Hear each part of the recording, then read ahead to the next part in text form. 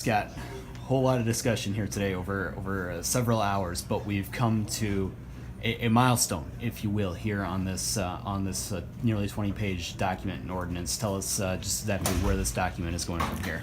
Okay, so in order to move forward, the amendment to the zoning ordinance that creates the conditional use permit system or program for metallic mining has been approved. It needed to be approved by this committee. The conservation or the Land Conservation and Zoning Committee had to approve it as an amendment in order to move on to the Marathon County Board. That phase has been completed now, and so the amendment that included revisions that we made since the last public hearing, and also some amendments that were suggested by the Wisconsin Counties Association, has now been approved and moved forward to the County Board for action. So now, some of those amendments that the Association of Counties had proposed, there was a lot of discussion on some of those. Give us an idea of what those add to the document.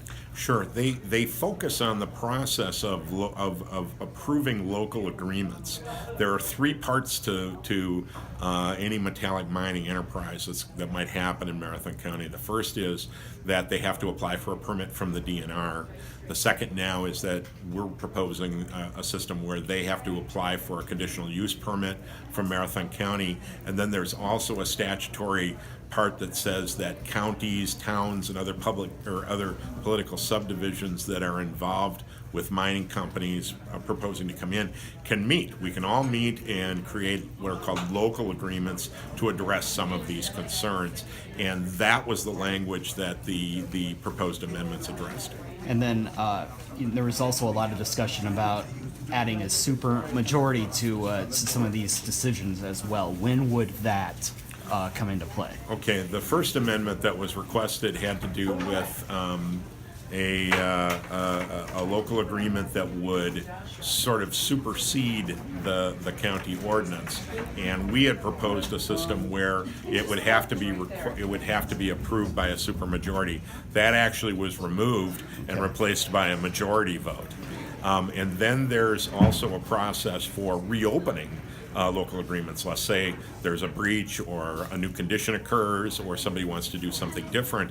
We set up a system for doing that, and it imposed a supermajority on the county board. Would have to vote for it. 3/4 of the board would have to vote to reopen the local agreement. Gotcha. And so now from here, this is going to go to the full county board, correct? Right. And we don't know exactly the timeline on that yet, correct?